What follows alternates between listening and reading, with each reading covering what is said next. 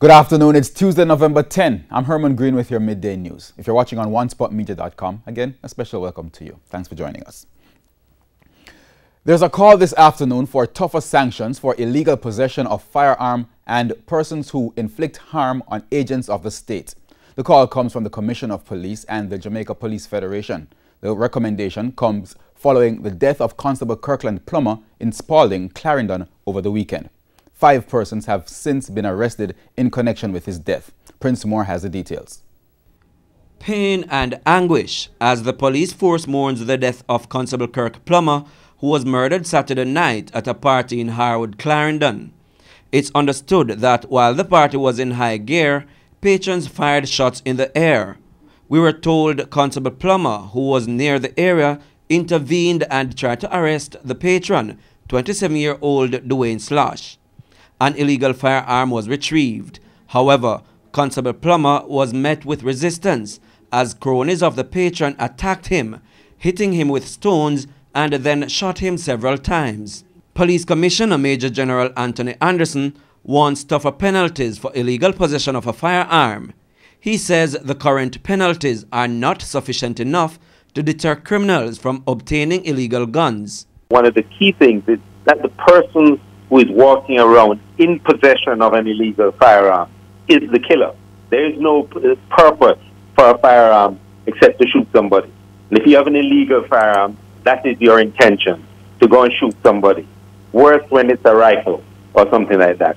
And we have been advocating, I've been advocating very strongly for amendments to the Firearms Act that should make possession of a firearm something that somebody would not want to do. The police commissioner says a team from the JCF is working on recommendations for strengthening existing legislation. I have a team working full-time on that, a small team, not just on the Firearms Act, but other provisions of various acts that we feel would assist law enforcement greatly if those are changed. One of the challenges is that some of the consequences that are outlined in legislation are not significant enough to deter anyone from doing what they're doing. At present, persons face up to life imprisonment for illegal possession of a firearm. In the meantime, the Police Federation is reviewing its lobby for greater penalties to be imposed on persons found guilty of attacking agents of the state. The risk associated with the job is extremely high. Any attack on the police must be seen as an attack on the state and all law-abiding citizens of Jamaica. We are calling for greater penalties to be imposed by the court for those who attack agents of the state. There is no meeting as yet with the Minister of National Security, but later today we will try to get in touch with him and also call for law-abiding citizens to join with the police in dealing with this deadly monster crime. Constable Thomas added that Constable Plummer died a hero in relation to the question of whether it was wise of him to respond to the threat at the party by himself. Prince Moore, TVJ News. The National Security Ministry is promising more convictions in criminal cases going forward following major improvements in scientific investigation capabilities. The ministry showcased almost $1 billion of improvements at the JCF's ballistic and DNA labs during a recent tour. Sophisticated criminal networks wreaking havoc across the country. The criminality we faced as a country 20 years ago is not the same criminality that we face now. Technology and indeed significant sums of money have been put in the hands of many criminals. It's why Minister with our portfolio in the National Security Ministry, Matthew Samuda, is praising what he calls major investments in the science of crime fighting. During a recent tour of the JCF's Institute of Forensic Science and Legal Medicine in St. Andrew, the minister listed 2 main areas that have been bolstered. Firstly, the ballistic lab, which he says is the most modern in the region. Now that allows us and allows the police force to be able to truly investigate with the backing of science. They're able to know which bullet really came from which gun, and they're able to know so quickly, and they're able to keep a bank of information that allows them to process and proceed through crime scenes and move into the investigative phase far quicker rather. Now why that's important is not only do they get the right person, but that evidence is able to stand up in courts. It's this strong scientific evidence that he believes will make the difference in how investigators put gun-related cases together before taking them before the courts. The second area that has been improved, the DNA lab, is also expected to provide strong scientific evidence not only in cases to come, but old cases. I can't speak much about the details of their work. What I can assure the public is that this investment is already bearing fruit. It is helping us with issues of gender-based violence and certainly specifically rape. It is also helping police in a myriad of investigations. It has helped us to close cold cases for over a decade that have been on the books for over a decade. It is the type of investment that we know moves us in the right direction. Mr. Samuda estimated the dollar value of the improvements to be close to $1 billion over the past 4 years. He believes that these, along with ongoing technological investments, such as the Jamaica Eye Camera Network, will translate into more sound investigations and convictions. 16 of the 17 schools selected to participate in the pilot program for face-to-face teaching commenced classes this morning. The Ministry of Education says Yalas High has asked to begin classes tomorrow as the school's compound is flooded. The program was scheduled to start yesterday but was delayed because of inclement weather. The Education Ministry says the schools indicated that they were ready for classes. It says arrangements are in place to help students, teachers and other staff observe COVID-19 protocols. The pilot program will be for 2 weeks. The selected schools are located in Clarendon, Manchester, Westmoreland, St. Anne, St. Elizabeth, St. James, St. Thomas and also Portland. A local medic is warning that the vaccine being developed by pharmaceutical giant Pfizer might not be a permanent solution to the COVID-19 pandemic. Pfizer yesterday reported that the vaccine may be 90% effective. Now, Associate Professor in Occupational Health and Safety at UTEC, Alverston Bailey, cautions that while this is good news, there are no guarantees with the vaccine.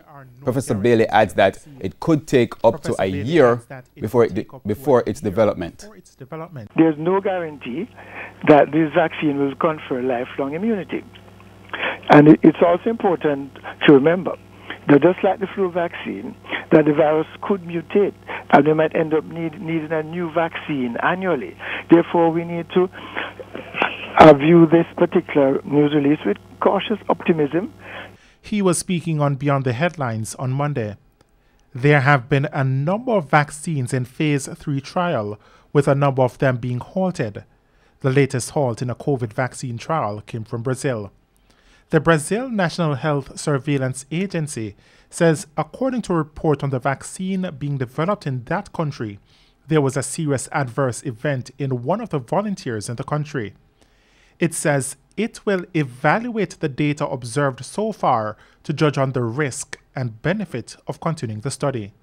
For Assistant Professor of Public Health at the University of Lynchburg in the U.S., Dr. Jenny Hall, while she's optimistic about the Pfizer vaccine, there is a lot of data which is missing. It's great news, so it brings some hope that one may be coming, but the study results are premature. It still needs to go to the FDA, and they want a higher number of people to have gone through. Until we get more people through the study and know the results for a larger amount of people, then they're still kind of preliminary results. They could get vaccines out by the end of the year for emergency use. The U.S. Food and Drug Administration, FDA, says the study needs to record 164 infections and compare how many of those infected received the vaccine and how many received the placebo to see how well it's working. So far, Pfizer has recorded 94 infections, meaning another 70 people in the trial need to develop symptoms and test positive before the FDA is more confident in the percentage. Now, Dr. Bailey believes that there may be priority groups to receive the vaccine first when it gets to Jamaica. We're part of that group called COVAX, which is a group of 150 countries, which have combined their resources together to purchase any vaccine that is available. However, I must point out that the COVAX facility indicated quite clearly that their expectation is that they'll only be able to provide vaccines for 3% of the population. Therefore, it means that the vaccines will be primarily used for frontline healthcare workers, first responders, those caring for the elderly, and the vulnerables in our society. Shane Masters, TVJ News. Jamaica's COVID-19 death toll has increased to 224 as 3 more senior citizens have died from the respiratory illness. They comprise an 87-year-old woman from Hanover, an 87-year-old woman who lived in St. Catherine, and a 90-year-old woman also from St. Catherine. The Ministry of Health says 1 other death is under investigation. Meanwhile, 31 new COVID-19 cases were confirmed yesterday. The country's case count has increased to 9,573. Their ages range from 1 to 82 years. The Health Ministry says 75 persons remain hospitalized, with 5 of them being classified as critically ill. The country currently has 4,234 active cases. And it's time now for a break here on the Midday News, but please stay with us. We have more news when we return.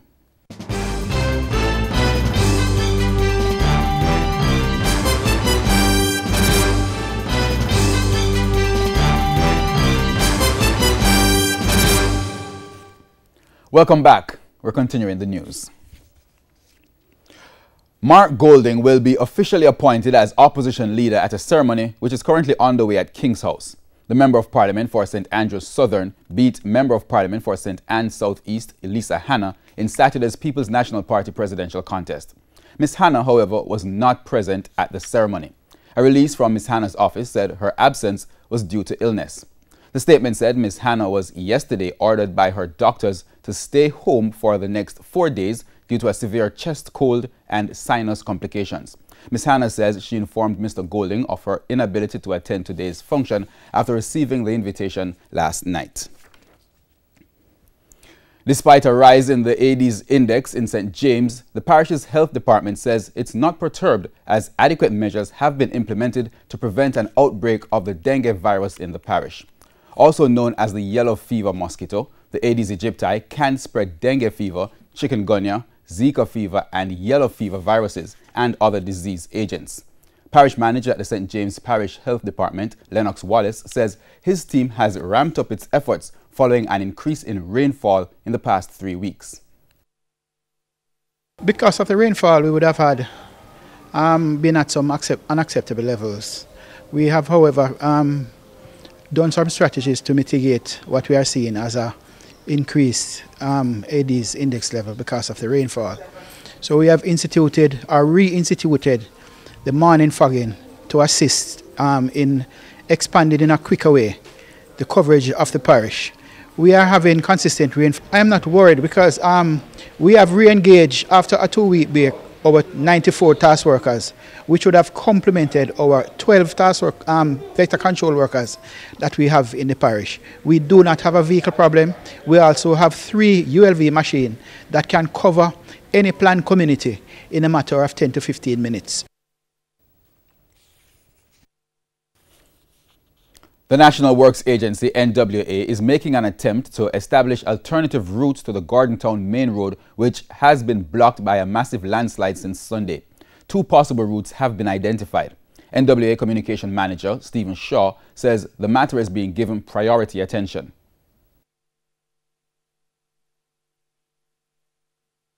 A section that is in Portland and then back into St. Andrew, Silver Hill Gap and those places where we understand that there are landslides impacting those corridors, and it is important that we treat with the areas that are in need of attention, because it's the stretch now that we would have to advise persons who are being impacted by the closure of the Gordontown Main Road to use long, but we are trying to make it passable for all. The second route is a minor road. It is a corridor we understand that can take some attention, and our technical persons would have had a look, and we are going to be revisiting the same area. We understand there's a road that comes out from Gordontown Road onto Irishtown Road, but it is above where the major landslide is located. U.S. Ambassador to Jamaica Donald Tapia has been hospitalized at the University Hospital of the West Indies this morning. This was confirmed in a release from the U.S. Embassy a few minutes ago. The release further noted that the ambassador will be flown to the United States for what they term non-life-threatening medical treatment. Mr. Tapia was appointed ambassador to Jamaica in July 2019 after being nominated for the post by President Donald Trump. In news overseas, experts warn America could soon be seeing 200,000 daily coronavirus cases. It comes as case counts spike, topping 100,000 new infections 7 days in a row. We have more from the CNN. The United States surpassing 10 million confirmed coronavirus cases since the start of the pandemic.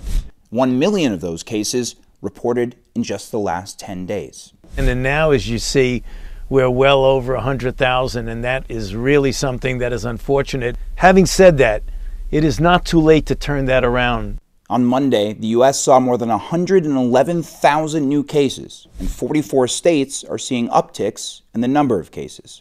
We're in essentially a national sort of state of exponential growth. I think that, we are going to continue to go up in terms of the newly diagnosed infections, as well as people who need to be hospitalized, and sadly people who will die.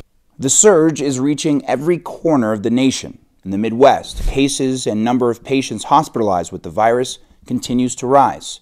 At least 16 states across the country are seeing record hospitalizations, including Ohio, which saw its worst week since the pandemic began.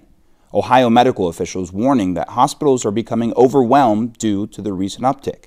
That surge also felt in North Dakota, where the governor announced that asymptomatic COVID-positive healthcare workers are now allowed to work in COVID units of licensed healthcare facilities as hospitals face staffing shortages. We could be facing a situation in our state in the next 2 to 3 weeks where we would be severely constrained on hospital capacity. Some parts of the state we're already seeing that. In New York City, the positivity rate has increased to well over 2% for the first time in months. The Welsh government has announced it will be postponing several examinations next year because of the coronavirus pandemic.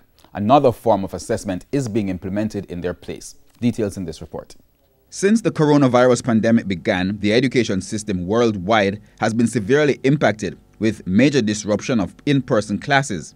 It's for this reason the Welsh government has taken the decision not to have students sit the GCSE, A-level and AS-level exams next year. The primary reason for my decision is down to fairness.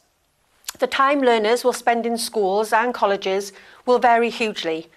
And in this situation, it is impossible to guarantee a level playing field for exams to take place. Students next year will instead have their qualifications based on teacher-managed in-classroom assessments. These will include assessments that will be externally set and marked, but delivered within a classroom environment under teacher supervision. The Welsh Education Minister, Kirsty Williams, says this approach will form the basis for consistency across Wales.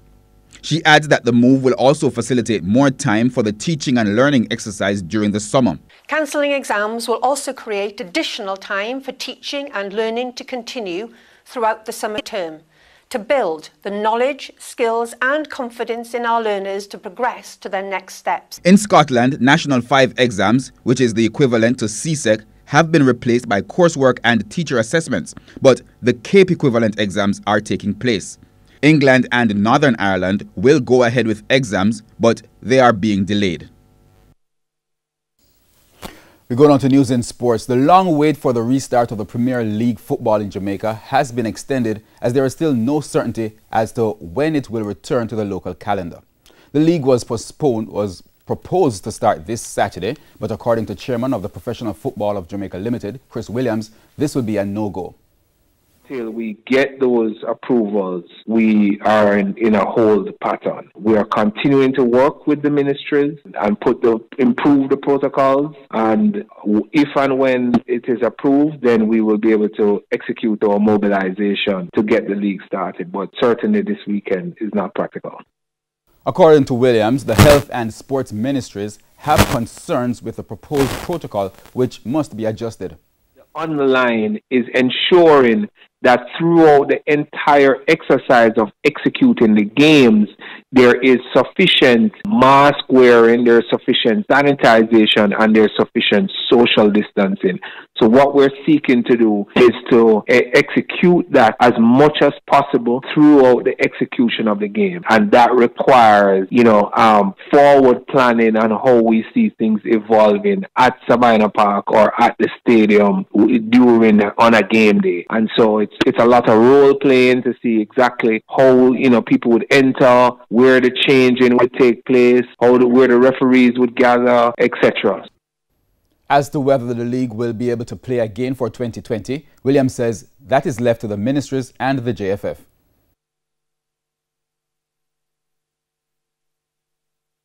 What I would say is that it is very, very important that we get this industry back and that these gentlemen and ladies that are involved in the management get them back to work. This is a critical industry that we need. Just like all the other industries, we need to get this industry back to work. An alternative date of December 5 is also on the table if the November 14 date is not met. And that's it for the Midday Package. I'm Herman Green. On behalf of the entire team, pleasant viewing.